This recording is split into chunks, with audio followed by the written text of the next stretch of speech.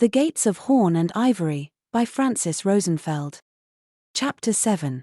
Behind the Bronze Gates. There was much sound and fury in Hades' chambers the next morning, the clamor of many people speaking in anger, and above them all Persephone recognized the voice of Zeus. She got dressed in a hurry and sneaked into the anteroom of the large conference hall where Hades was involved in some very heated negotiations with an entire delegation of Olympians, which, as an extraordinary circumstance, included Zeus himself. "We're doing everything in our power to retrieve him safely. As I told you, no effort is being spared. But how was it possible, brother? I thought you ruled this kingdom supreme. Just command your minions to deliver him at the gates. If the Hecatonchires were commandable, you wouldn't need to keep them in Tartarus." "They're trained to some degree," Hades replied, "but definitely don't exhibit the level of obedience you seem to expect." "So, you're telling me there is no hope and you can't do anything about this?" "Quite the opposite, brother. I just told you every effort is being made." "Yeah. That means you can't do anything about it. I'm so disappointed in you, Hades. I entrusted you with the fate of one of our finest, and now he's lost in Tartarus with no expectations of rescue." Well, mighty Ares negotiated his way out of Tartarus before. Hades didn't miss the opportunity to push a dart into the giant balloon of godly wrath which kept inflating under his eyes, still bitter about the disrespect the god of war had shown him by trespassing into his domain without asking for his permission. He had vowed that slight wouldn't remain without a response, and the opportunity had just presented itself. "I'm confident, considering his valor, that, if need be, he could do it again." "I can only hope that is not your working strategy," Zeus retorted, appalled, growing tenser by the minute. There was no point in trying to put pressure on Hades, who could be more unrelenting than Tartarus itself if provoked, so, loathed as he was to ask for favors, he swallowed his pride and tried to find a friendlier approach. "Of course not," Hades appeased him. "Search parties are combing the pits in all directions as we speak. Don't worry, we'll find him." "But how do you even lose a god in Tartarus, Hades?" Zeus couldn't relent. "How is that possible? Weren't the two of you together when it happened?" "Well, you know Typhon, he's playful. He thought it would be funny and by the time he grabbed him, it was too late for any of us to react. I'm so sorry, I take full responsibility for this. For all the good it does me. I don't need your responsibility. I need Ares.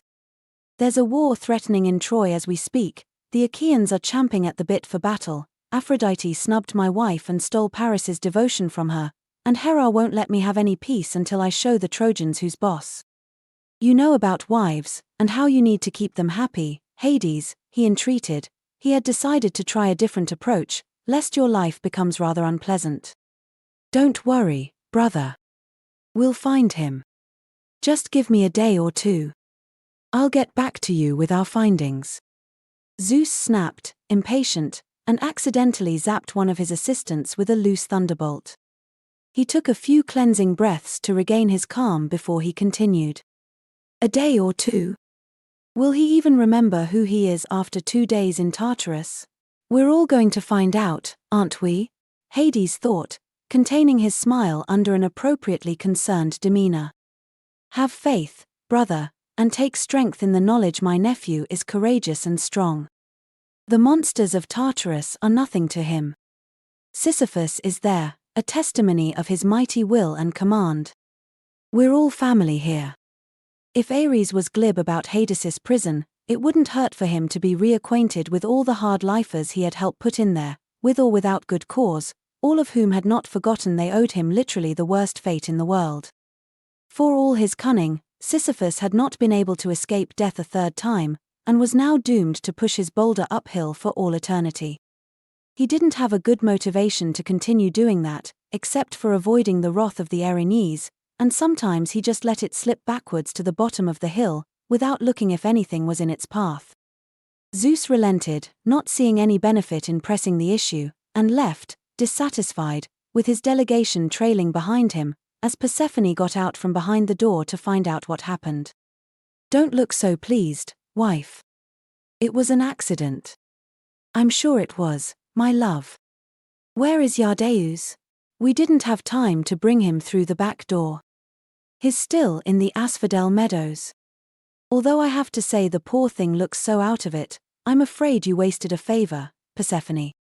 He doesn't seem to remember anything anymore. Well, at least he's not in Tartarus. How did you persuade Typhon to pull this prank?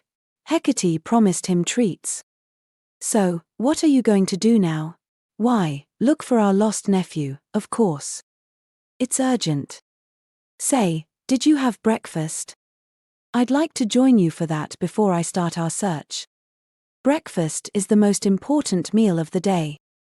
A large group of attendants filled the loggia that was overlooking Persephone's gardens to set the table for a lavish meal, which the two enjoyed together, while various underlings kept bringing word from Tartarus about the status of the search.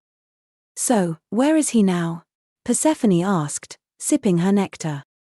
Oh, I have no idea, Hades responded, absent-minded. You truly don't know where he is?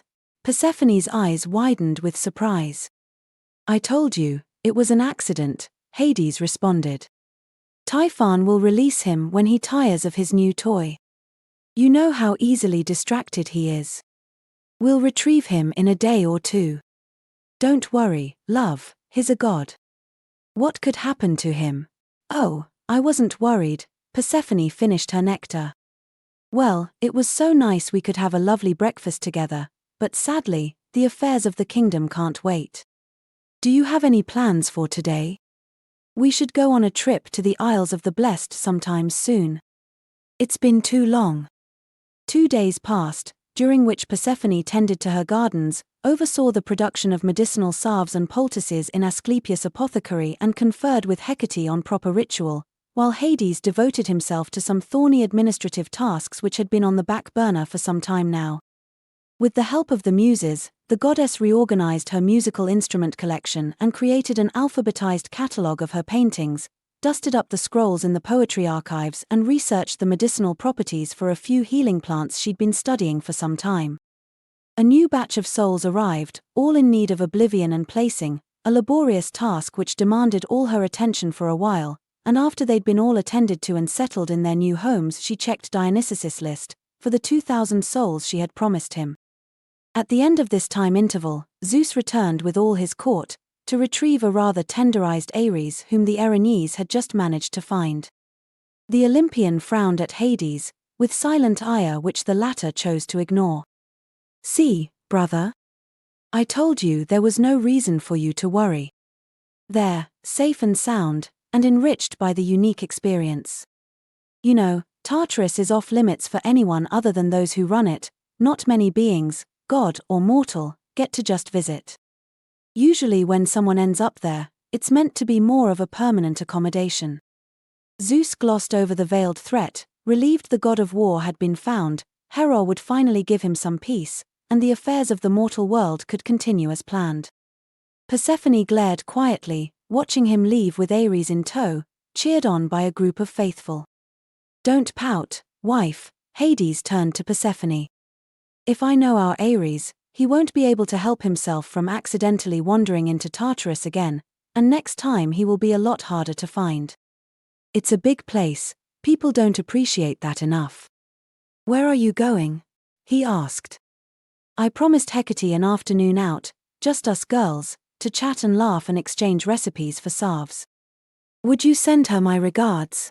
Hades asked, smiling. I'll make sure to relay your best wishes. Truth is Hecate had sent word from one of Persephone's mortal charges, who was adamant the goddess of the dead should meet her at the Gate of Shades and refused to leave until the latter agreed to see her. The request was very short notice, and Persephone didn't have time to change, so she negotiated her way across the marshes with great care, jumping from boulder to boulder with the agility of a mountain goat, careful not to smear her sandals in the mucky swamp.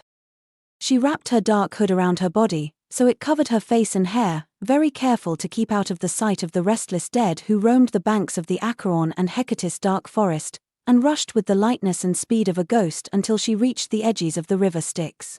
These sorts of meetings were strongly discouraged, because they always involved the currying of favors and got some immortal or another's undergarments up in a bunch, but Persephone couldn't refuse her mentor, especially not after her invaluable help. Charon, the keeper of secrets, was waiting for her at the water's edge to cross her over to the land of the living. He bowed to his mistress, without question, and brought her safely across the Styx, where a young woman was waiting.